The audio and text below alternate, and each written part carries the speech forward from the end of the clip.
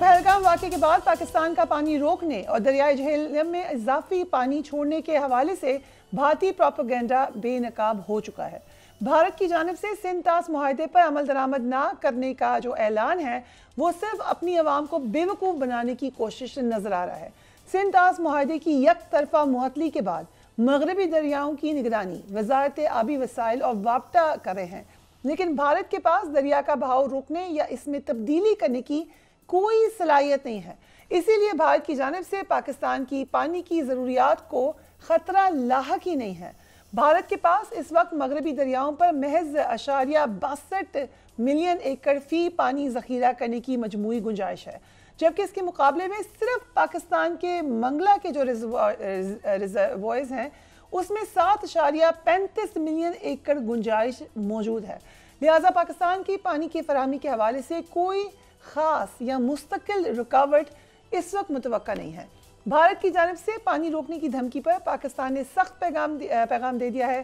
पाकिस्तान की सियासी क़यादत भी इस नुक्ते पर मुत्तफ़िक है कि अगर दरियाओं में पानी ना बहा तो फिर भारत का खून बहेगा।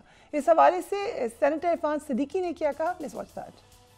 लगता यह है कि एफआईआर पहले कटी हुई थी और कार्रवाई शायद बाद में होती। पहलगाम के अंदर कार्रवाई के तमाम पहलू मशकूक। कहा जाता है कि जी हमने सिंध तास का मंसूबा जो है उसको मुअत्तल कर दिया। किस तरह तुमने मुअत्तल कर दिया, किस अथॉरिटी के तहत तुमने मुअत्तल कर दिया? ये मेरा और आपका मुआहदा नहीं है, इसके अंदर वर्ल्ड बैंक भी है, इसके अंदर और भी इदारे मौजूद हैं। तुम ऐसा नहीं कर सकते। पाकिस्तान कोई बाबरी मस्जिद नहीं है कि तुम्हारे चंद गुंडे उसके ऊपर चढ़ दौड़ेंगे और गिरा देंगे। ये नहीं हो सकता है कि तुम पाकिस्तान के पानी को रोक लो और पानी को रोकने के बाद तुम ये समझोगे कि दश्ते करबला बना दो। हम 21वीं सदी में कोई करबला बनने के लिए तैयार नहीं। बिलावल भुट्टो साहब ने बयान दिया है और मैं उसकी तायीद करता हूं कि अगर हमारा पानी इन नहरों में, इन दरियाओं में नहीं बहेगा तो इसमें तुम्हारा खून बहेगा। भारत की जानिब से सिंध तास मुआहदे की मुअत्तली के बाद पाकिस्तान ने भी शिमला मुआहदे समेत दीगर अहम मुआहदे मुअत्तल करने का इंदिया दिया था। शिमला मुआहदा 1971 की जंग के बाद पाकिस्तान और भारत के माबैन तय पाया था। इस मुआहदे को मुअत्तल करने का नतीजा क्या निकल सकता है, इस हवाले से अल जज़ीरा टीवी ने अपनी रिपोर्ट में साफ लिख दिया है कि शिमला मुआहदे की एक अहम शिक पाकिस्तान और भारत के माबैन मसला कश्मीर को दो तरफा मामला करार देना था। इस मुआहदे की रूह से कश्मीर को अलग अलग करने के लिए लाइन ऑफ कंट्रोल कायम की गई थी। अगर पाकिस्तान इस मुआहदे को ख़त्म करने का ऐलान कर देता है तो फिर लाइन ऑफ कंट्रोल का तस्वुर ही ख़त्म हो जाएगा।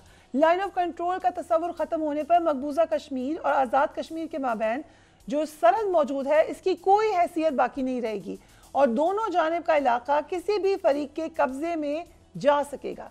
तज्ज़ियाकारों के मुताबिक शिमला मुआहदे के खात्मे से अगर जंग ना भी हुई तो दोनों ममालिक जंग के करीब ज़रूर जा सकते हैं, क्योंकि इसके बाद अमन कायम करने के हवाले से कोई बैनुल अक़वामी मुआहदा दोनों ममालिक की राह में हायल ही नहीं होगा। भारत पाकिस्तान को जंग की धमकियां देने से कबल शायद 2019 का ऑपरेशन स्विफ्ट रिटोर्ट भूल चुका है। आज हम भारत को इन दिनों की एक बड़ी खबर याद दिलाना चाहते हैं जो कि भारतीय मीडिया आज तक अपने अवाम से छुपाता रहा। खबर भी ऐसी है कि मुंह ही छुपाना चाहिए। खबर यह है कि पाकिस्तान की जानिब से भारतीय आर्मी चीफ के ठिकाने के करीब एक टारगेट को निशाना बनाकर ये पैगाम दिया गया था कि भारत की आला अस्करी क़यादत पाकिस्तान के निशाने पर है, लेकिन पाकिस्तान जंग के बजाय अमन चाहता है। इस हवाले से मारूफ सहाफ़ी अंसार अब्बासी ने अपने कॉलम में भारतीय आर्मी चीफ के बारे में कुछ बात की है। टाइटल ये है कि आर्मी चीफ बच गए।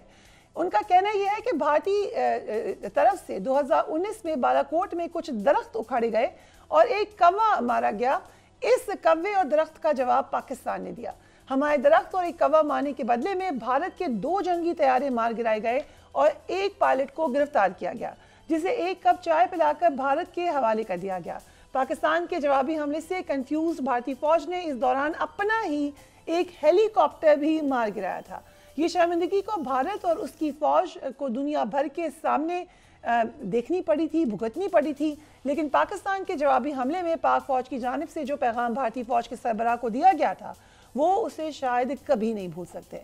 पाकिस्तान ने भारतीय जंगी तैयारी गिराने के साथ साथ मकबूजा कश्मीर में मौजूद भारतीय फौज के 5 टारगेट्स को भी निशाना बनाया, जिसका मकसद किसी जानी नुकसान के बजाय एक मैसेजिंग थी कि आप समझ क्या रहे हैं। भारत को बताना था कि आप और आपकी फौज, आप सिर्फ ये पैगाम जान लें कि अफवाज पाकिस्तान आपको कितने बड़े बड़े सरप्राइजेस दे सकती है, और सरप्राइज दिया गया था पाकिस्तान ने। इसके अलावा और भी बहुत सारे मामला हैं। कृष्णा घाटी सेक्टर में एक ऐसे हदफ को निशाना बनाया था जो भारतीय फौज के ब्रिगेड हेडक्वार्टर से सिर्फ 500 मीटर दूर था। अहम तरीन बात यह है कि इस हेडक्वार्टर में कोई और नहीं था बल्कि भारतीय आर्मी चीफ खुद मौजूद थे और वहां से ऑपरेशन की निगरानी कर रहे थे। इस हमले के बाद भारतीय आर्मी चीफ ब्रिगेड हेडक्वार्टर से फौरी रवाना हो गए। पाक फौज की तरफ से भारत की फौज के सरबराह को यह पैगाम दे दिया गया था कि पाकिस्तान चाहता तो निशाना 500 मीटर दूर की बजाय कृष्णा घाटी सेक्टर में भारतीय फौज के ब्रिगेड हेडक्वार्टर को भी बनाया जा सकता था, लेकिन ऐसा नहीं किया गया। बड़ी इंटरेस्टिंग डिटेल्स हैं। ब्रिगेडियर अशफाक भी हमारे साथ मौजूद हैं and a very warm welcome to Azhar Javed साहब। So I start with you brigadier साहब, ये जो खबर है, let's just revisit the past for a while. ये उस वक्त भी रिपोर्ट हुई थी, आई एम श्योर आप यू नो द डिटेल्स, लेकिन इसके बाद जो भारत की अभी की प्लानिंग है वो क्या है? क्या वो अपनी बेइज्जती का बदला लेना चाहते हैं या is there something else going on?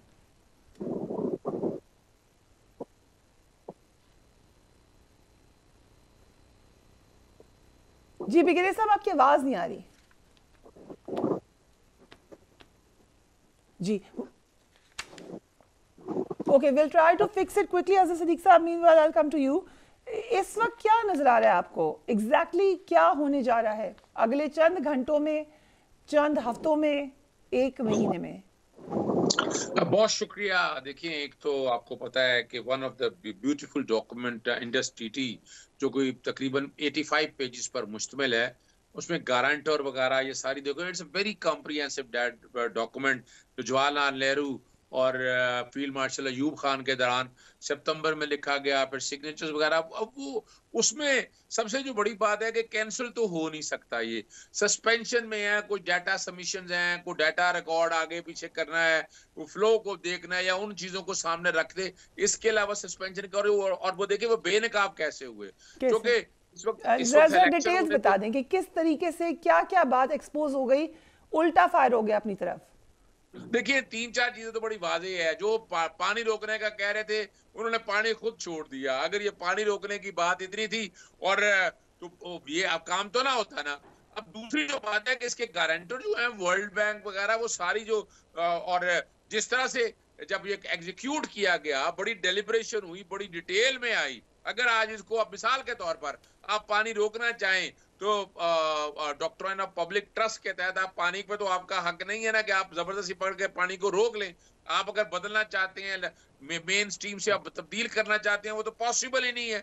उसके लिए आपको इतना सरमाया चाहिए कि दरिया का रुख तब्दील करना हो या आपके पास स्टोरेज डैम होने चाहिए, वो तो कोई नहीं है। अभी सिर्फ आप मेन वजह जो मैं समझ पाया हूँ कि मोदी ने जो इलेक्शन हो रहे थे इंडिया के अंदर, उसमें सर्टेन एडवांटेजेस लेने थे सूबों के अंदर, वहां वो उल्टा उनके गले पड़ गया पुलवामा की तरह से। ये वाला मामला अभी तो देखे ना, हिंदुस्तानी कौम इसमें जितनी चीख पाए हमसे ज्यादा है। यानी हमारे यहाँ तो जो हालात हैं अपनी जगह पर है, लेकिन वहां जो हालात हैं वो तो उनके लिए मुंह छुपाने मुश्किल हो गए हुए हैं और बड़ा मुश्किल है उनको सस्टेन करना। हाँ, उन्होंने 2-3 देखे काम ऐसे किए हैं जिसका हमें बड़ा काउंटर देखना चाहिए। जैसे उन्होंने ऑल पार्टी कॉन्फ्रेंस की तरफ जाना है या इंटरनेशनली, जैसे पुलवामा के अंदर आज आपको पता है कि न्यूयॉर्क टाइम ने भी ये रिपोर्ट दे दी है, जिसमें बता दिया कि पुलवामा को किस तरह से इस्तेमाल किया गया पाकिस्तान को बदनाम करने के लिए। ये एक ऐसा टाइम है कि हमें इसको बाकायदा जहां सफारती तौर पर इन मामलों को देखना है, वहां हमें पॉलिटिकली भी पाकिस्तान के अंदर भी इस वाले मामले को पूरी कौम को इकट्ठा करें एक पेज पे। ऑल पार्टीज कॉन्फ्रेंस है और इसका एक स्ट्रॉन्गेस्ट रिएक्शन जाना चाहिए जो शायद हम कर नहीं सके। और मैं तो ये समझता हूँ कि इट्स हाई टाइम कि इस वक्त इंडिया को so basically अज़र जावेद साहब, आप बड़ा मुझे अच्छा लग रहा है, you are so like excited इस इशू के बारे में, और होना भी चाहिए, हर पाकिस्तानी का इशू है। सो जब ऑल पार्टीज कॉन्फ्रेंस लेट से बुलाती है गवर्नमेंट, तो फिर पीटीआई जरूर जाएगी उसके अंदर। देखिए, मैं एक बात आपके सामने रख दूं, आज सेनेट के अंदर भी सेनेटर अली जफर साहब ने पार्टी की पोजीशन बड़ी वाज़ेह तौर पर रख दी है। और मैं नहीं समझता इसके अंदर कोई इतना बड़ा अहम इशू है। और हम कोई बेल नहीं मांग रही ना, ऐसी कोई बात है। आपके पास पैरोल की पोजीशन मौजूद है, पैरोल पे आप इमरान खान साहब को ला सकते हो। और देखें, एक शख्सियत माननी पड़ेगी, ला सकते हैं, लाना चाहिए, लेट्स से नहीं लाते, लेकिन पीटीआई जाएगी, उसको जाना चाहिए। देखिए इसमें देखिए दो हाल हैं। जैसे मिसाल के तौर पर अब इस महाराज में अगर नहीं वो लाना चाहते तो पाकिस्तान तहरीक इंसाफ की लीडरशिप को इमरान खान साहब से डिस्कशन करने का पूरा मौका देना चाहिए। लाइन ऑफ एक्शन सारी ना आ सके, देखिए आप वीडियो लिंक पे भी ले सकते हैं, ऐसा कोई मसला नहीं है अगर नहीं आना चाहते। लेकिन यहाँ जो मैं समझता हूँ ना इस बात को, कि आपको सीरियसली इस मामले को इस लाइन पे देखना है। बल्कि मैं तो सजेस्ट करूंगा मौलाना फजलुर रहमान या तमाम सियासी जमातें जो हैं वो इमरान खान साहब से वो जाए मिलने के लिए। क्या अर्ज है इसमें? यानी ये पूरा नेशनल डायलॉग हो, और इसमें मैं नहीं समझता। ठीक है, कोई हर्ज नहीं है, लेकिन इट जस्ट लुक्स ऑड कि it just suddenly somehow becomes about PTI, जो भी इशू हो, या suddenly somehow becomes all about Imran Khan, जो भी इशू हो। अच्छा देखिए, एक दूसरी वजह क्या है, देखिए कौम को बाहर निकालना, कौम को अभी जोड़ने की जरूरत है। कौम निकल आएगी, लेट मी अश्योर यू, इस इशू पे निकल आएगी। मोटिवेट मोबिलाइज करने की जरूरत है ना। क्या है इमरान खान कौम निकल नहीं रही, कौम निकल चुकी है। नहीं, मैं इसको मजीद मोटिवेट करने की बात करता हूँ। इमरान खान आते हैं, कोई 1 2 3 4 जलसे ही होने हैं ना, और उसमें मैं नहीं समझता कि पॉलिटिकल बात करके चलिए आई कम टू यू। बिगेरी साहब के साथ हमारा राब्ता बहाल हो गया। बिगेरी साहब, ये किस किस्म की सियासत भारत ने खेली? लेट्स से कि हम कह सकते हैं कि अगर इंडस ट्रीटी का मुआहदा इम्पैक्टफुल नहीं था, और नजर भी आ रहा है, साथ ही साथ हम ये भी देख रहे हैं कि पाकिस्तान ने जो थ्रेट दी है सिमला एग्रीमेंट को सस्पेंड करने की, वो मैटर करती है। लेकिन मामला ये है कि मैटर करे या ना करे, आप एक लॉलेसनेस में, जंगल के कानून में नहीं जाना चाहेंगे। ना पाकिस्तान जाना चाहिए, ना भारत को जाना चाहिए, क्योंकि दोनों न्यूक्लियर स्टेट्स हैं। सो किस तरफ चीजें बढ़ती हुई नजर आ रही हैं आपको? जी थैंक यू वेरी मच भैया। देखें, सबसे पहले तो हमें ये देखना पड़ेगा कि इंडिया का पॉलिटिकल मिलिट्री ऑब्जेक्टिव क्या है जिसके लिए वो सारा कुछ कर रहे हैं। कुछ लोग जो है वो इस पर डेलिब्रेशन कर रहे हैं कि this is only just to satisfy the internal audience, और लेकिन मेरा अपना ख्याल है कि ये इंटरनल ऑडियंस के साथ साथ एक्सटर्नल ऑडियंस को भी सेटिस्फाई करना चाहता है। क्योंकि इंटरनल ऑडियंस को अगर सेटिस्फाई करना होता तो जो एक कॉस्मेटिक एक्शन उसने लिए थे, एक्सेप्ट दी पानी का ये जो था सेंसास वाला, इसको छोड़ के वो सफिशिएंट थे। वो बिहार इलेक्शन में अगर उसको पॉलिटिकल माइलेज अचीव करना चाहता तो इस पर अचीव कर सकता। लेकिन आप सिंक्रोनाइजेशन ऑफ इवेंट्स देखें कि पहले बलूचिस्तान में इन्होंने हाइट क्रिएट करवाई, वहाँ पे जो इनकी प्रॉक्सीज हैं, और बहुत ज़्यादा हाइट क्रिएट करवाई, और उसके बाद फिर ये आ गया। और इसके साथ जो इवेंट्स आपस में कनेक्ट हुए हैं वो ये साबित करते हैं कि ये सिर्फ इंटरनल ऑडियंस की कंजम्पशन के लिए नहीं है, इसके पीछे एक बिगर ऑब्जेक्टिव है, और बिगर ऑब्जेक्टिव जो है उसके पीछे बेशक एक्सटर्नल ऑडियंस हो सकते हैं। अभी फिलहाल दोनों तरफ से जो ब्रिक्समैनशिप चल रही है, जो स्ट्रैटेजी ऑफ डिफरेंस है, उसके मुताबिक सबसे पहले ब्रिक्समैनशिप चलती है, जिसमें बातचीत के जरिए आप दुश्मन से डरा धमका के, जैसे संत तzu कहता है कि win the war without fighting, वो आप अपने ऑब्जेक्टिव को अचीव करना चाहते हैं, वो ना हो तो फिर आप पोस्चरिंग पे आते हैं।